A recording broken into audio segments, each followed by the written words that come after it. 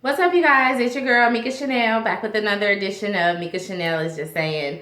Tonight, we are talking about The Real Housewives of Potomac, Season 1, Episode number 1.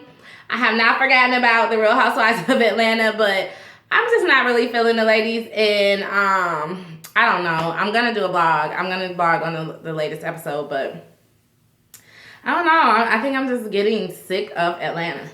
I think I am finally at that point. Anyway, so The Real Housewives of Potomac. Hold on, you guys. My throat. I'm catching a cold or something. My throat is like, it's dry and scratchy. It's just, ugh, I hate this feeling. Anyways, The Real Housewives of Potomac, Season 1, Episode number 1. Let's start off with Giselle. Giselle is born and raised in Potomac, but she moved away to Baltimore, Maryland to be with her pastor / civil rights activist husband. But it turns out that he could not be faithful, even though he's a pastor and supposed to be, a man of God.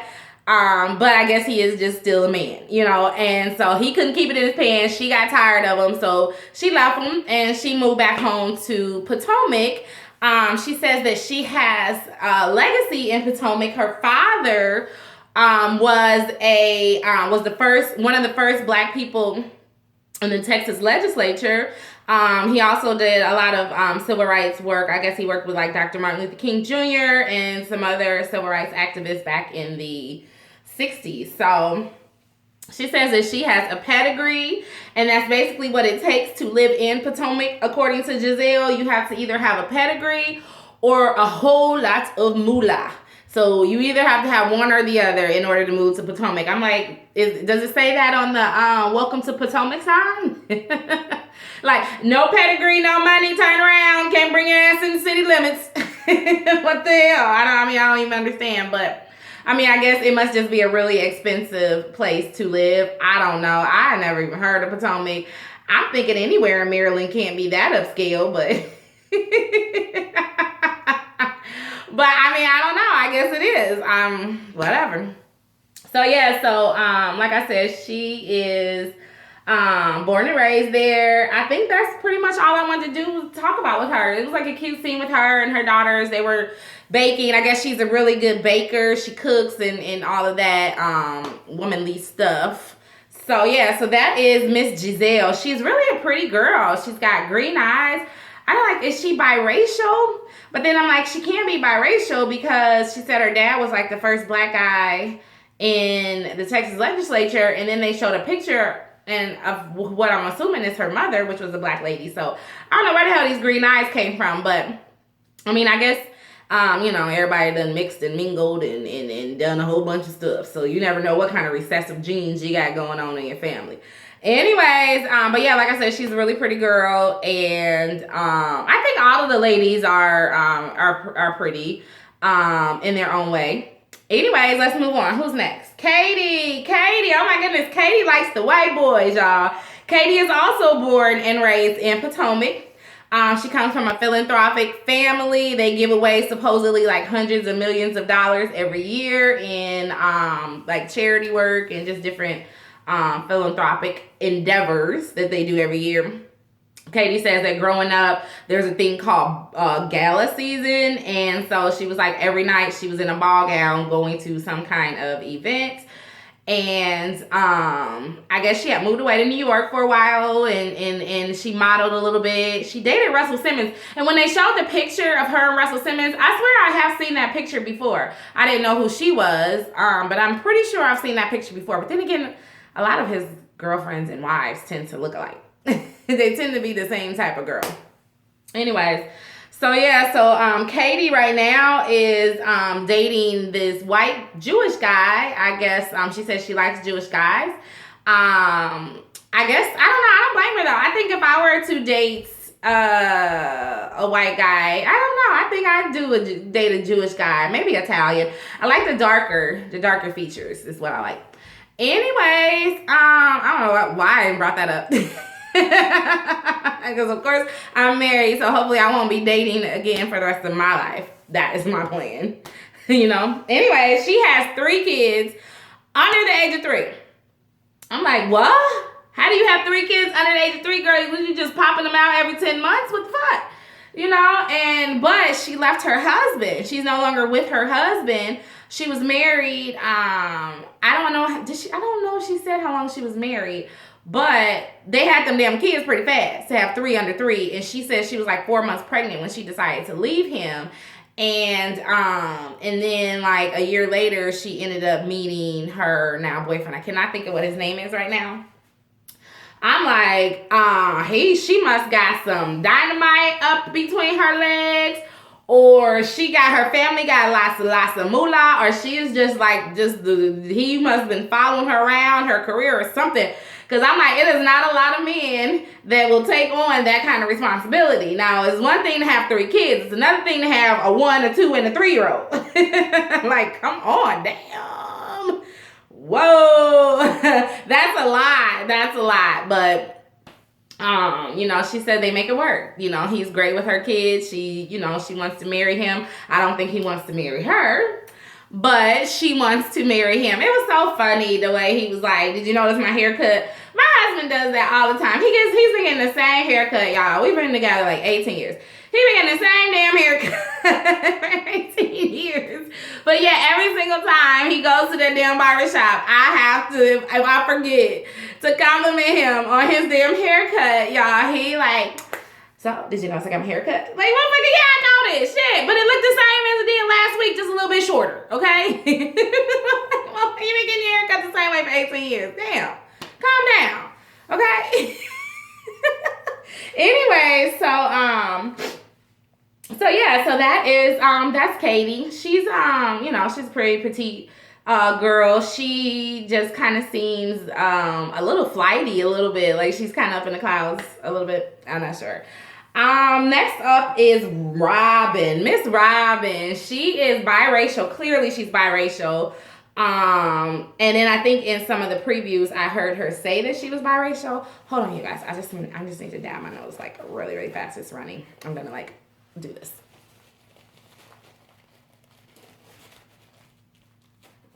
Okay. I just had to dab real fast. Oh, I hate getting sick. Why? It's fucking 8 degrees here in Chicago. It's so cold. Everybody's sick at my job. My baby is sick. Everybody's sick, and now I'm getting sick. I don't care how much emergency you try to take.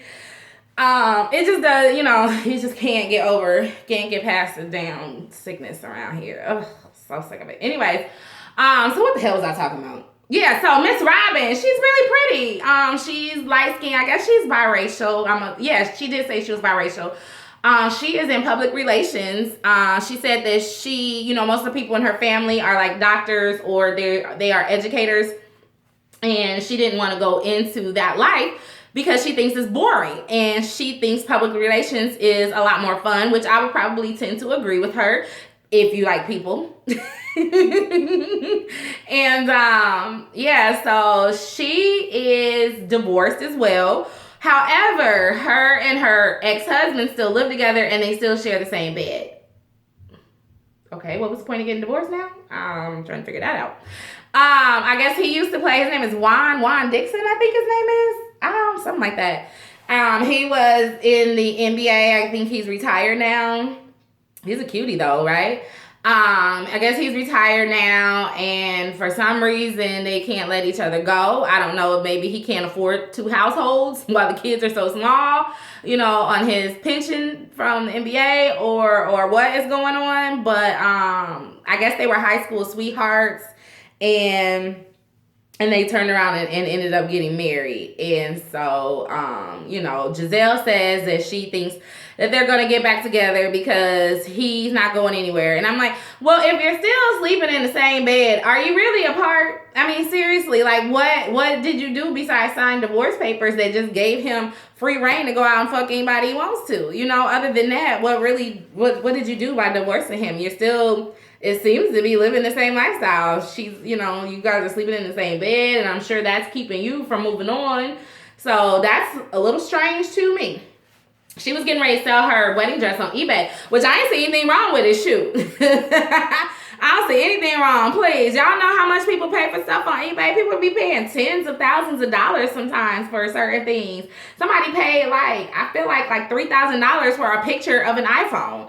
Well, they thought it was a real iPhone, back in a few years back. Y'all remember that? I remember that. Anyways, so that is Robin. Let's see. I think that's about it for her. That's about it from old Robin. Who's up next? Miss Karen. Miss Karen is the self-proclaimed leader of the black women in Potomac, okay? She is leading them to the good life, okay? Leading them into the life of a proper lady who knows all of the etiquette rules, okay? Now, Karen was not born in Potomac. I think she might be the only one. No, I think that Giselle and Katie may be the only ones actually born and raised in Potomac. I'm not sure. But Karen was not born in Potomac. She was born on a farm. I think she said North Carolina or somewhere like that. But you wouldn't know she was born on a farm. You would think that she was in the part of the damn royal family, okay? She came up and just had a silver spoon all up in her mouth from the day she was born. That's how she acts. She is just back up.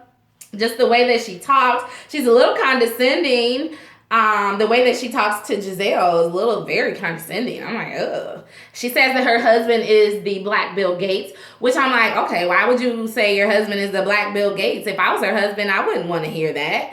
It's not anything wrong with being compared to Bill Gates, but just, is that how you introduce your husband? No, he's the Black Bill Gates, Basically, he came and got her ass off the farm, married her, brought her on down to Potomac. And she was like, yes, I like this life.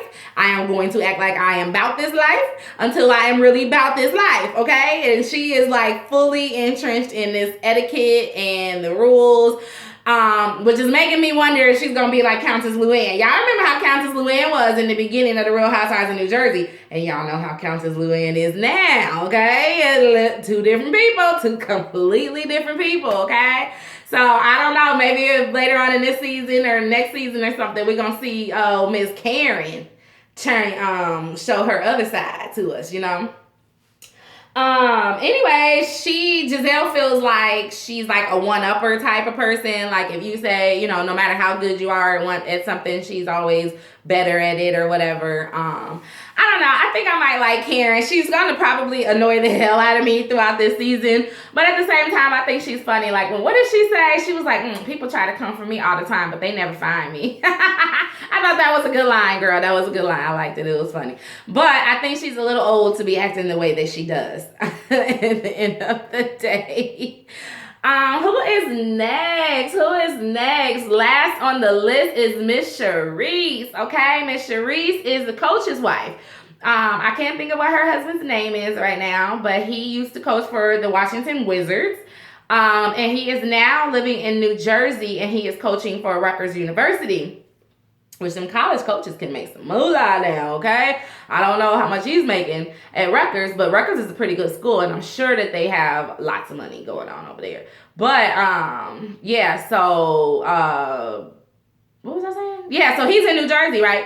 So for some reason, she said she decided to stay in Potomac to raise the kids instead of following him to New Jersey, and he basically lives there. Even though the season is over, he's basically still going to be living in New Jersey, which I find kind of strange because, I would want to be with my husband.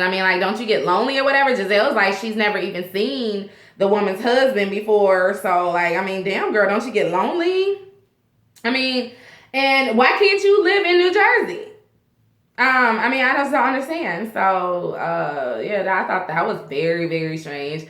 She's probably going to be the most annoying of all, even more so than Karen, just because of, I don't know, just it's her whole personality. So, the ladies, what's her name? Charisse throws a dinner party in honor of Karen because it's Karen's birthday, right? So they're there and they all show up. Charisse is late, and as the host, that's very rude. And if you want to talk about manners and etiquette, it is very, very rude to be late to a party that you're hosting. Not only was she late for that party, she was also late for the damn party that she was hosting in her own house.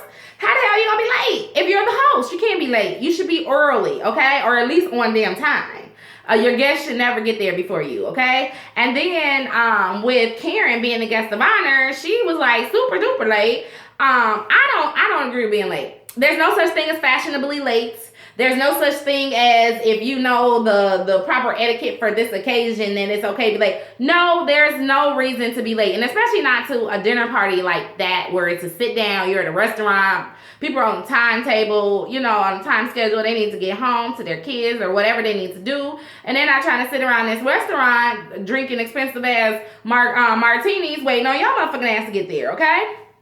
I find it very, very rude when people are late. I just cannot handle it. And if somebody has a party at their house and you go, they tell you to be there at a certain time and you get there and they're not ready, and I'm just like, oh, this drives me insane. I have a really thing about people being late.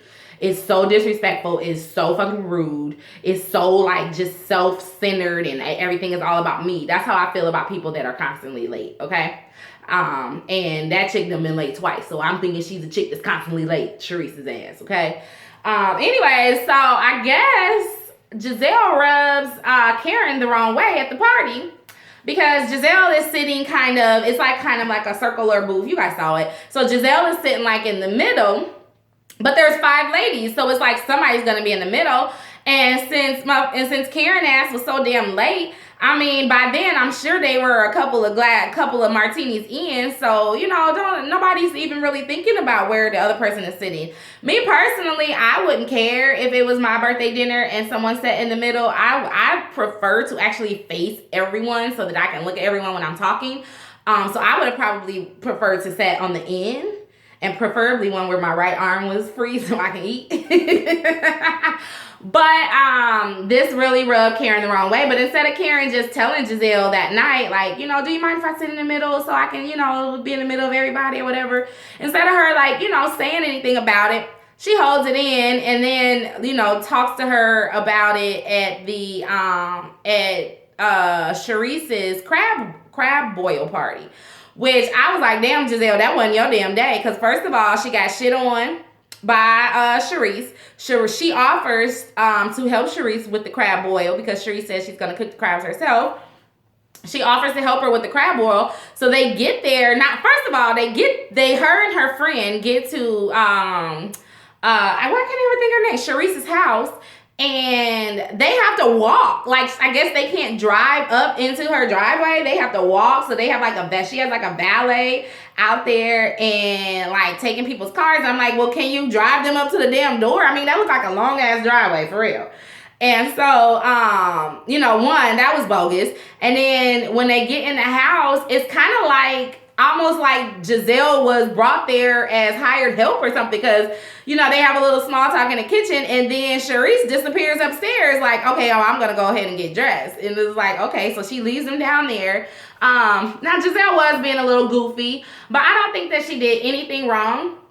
I mean, if somebody's in your kitchen, they need to look through your cabinets to see where the hell things are. They needed a lid for the pot. They needed, you know, spatulas and stuff like that.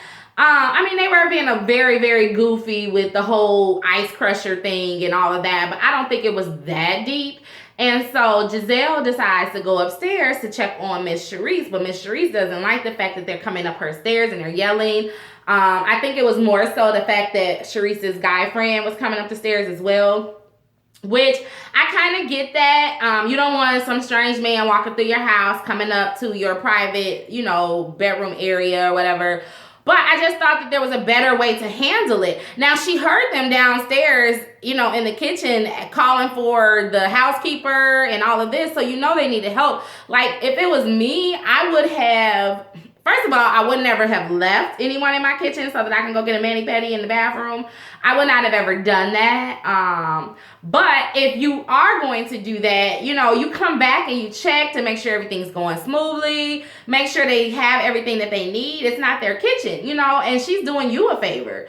So then Giselle has to go get dressed in the powder room and get her hair done in the downstairs powder room and everything. And And motherfucker Charisse is still not ready. You know, she's up there getting all dolled up or whatever. She's still not ready. So her guests are coming. Then she was Charisse. Charisse Giselle's got to welcome the guests into the house or whatever.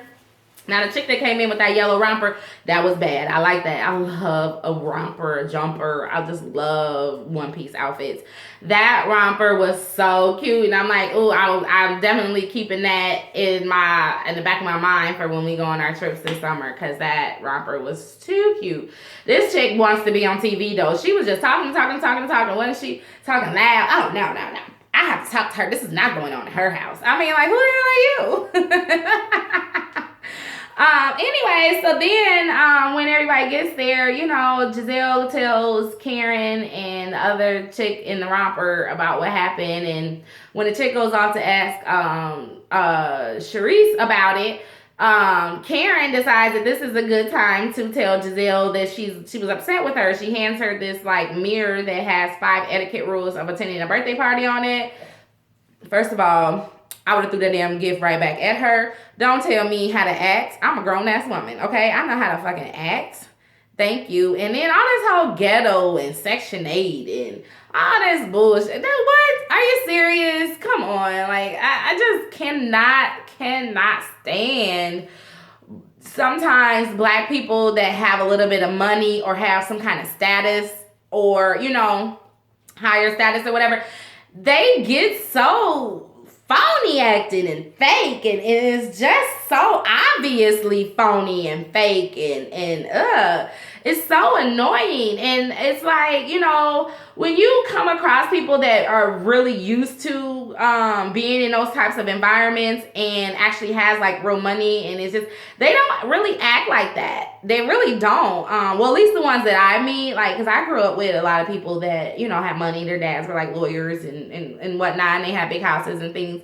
And I still know some of those people now. And then just other people that I meet, you know, in my life, and they just don't act like that, you know. So I just feel like sometimes I guess it's the people that, you know, didn't have. Because if you see Giselle nor Katie, neither one of them really, to me, in this episode, came off really pretentious or, you know, and they grew up in Potomac, you know. So I just feel like it's a difference of if you grew up in a certain lifestyle, then if you just kind of acclimated yourself into this lifestyle, you know, you could just tell the difference, you know. Anyways, that's pretty much all I wanted to talk about. I just kind of wanted to, you know, do a blog to introduce the ladies, just talk a little bit about what I thought about each of the ladies and everything. It looks like it's going to be a fun and interesting season. I really can't complain too much about any of the ladies on the show right now. I mean, they all have different personalities, but it's really good. I think it's going to be a good mix of personalities. Now, the one thing that I'm disappointed in, though, is that only 2 of them are married. And then the one chick that's married, we probably won't even see her husband pretty much throughout the show. So, yeah, that's the only thing. I'm just kind of getting over these Housewives shows that, you know, Bravo brings out. And they're not really housewives. You know, they're not wives. They're either, you know, girlfriends or they're ex-wives or they've never even been married. You know, like, I don't know. I just want it to be housewives. I want to see, you know, I don't know. It's like at this point, can you really call it the Real Housewives of anything? Because majority of the ones, they're not married. I think in New Jersey, everybody's married. Beverly Hills, everyone is married except for, you know, now Yolanda's going through a divorce, but, you know, during the show, she's married. You know, there's only like 2 husbands on Atlanta. Orange County, basically everyone is married. I think at this point everyone's married. Yeah, everyone's married. On Orange County, and then you know, I don't know. I'm just sick of, you know, it's like you don't have to be married in life, you know, but if you're gonna be on the Real Housewives, you know, start bringing in Andy Cohen, bringing in more people that actually are housewives. You know. Anyways, that's really all I have for the Real Housewives of Potomac season 1, episode number 1. What did you guys think? Do you guys think you're gonna enjoy this season? I'm really interested in seeing where it goes. So I will definitely be blogging. I will try to have the blog up way sooner than Tuesday nights, but I don't know, just didn't feel like doing it. Yesterday was a holiday. I was lazy. I actually didn't even watch the episode until this morning, which was Tuesday morning. I watched it. I woke up a little early this morning before work, and I was like, well, let me go ahead and watch this episode. So I didn't even watch it until this morning, which is Tuesday. But I will be watching it. This might be one of the shows that I live tweet. I do live tweet the Real Housewives of Beverly Hills. I probably won't be live tweeting them tonight because it's almost 8 o'clock now and I'm just not feeling good. So I think I'm going to go and get my daughter ready for bed and lay it down. Anyways, now that I've told y'all my business, that is that. I'm done with this vlog for today.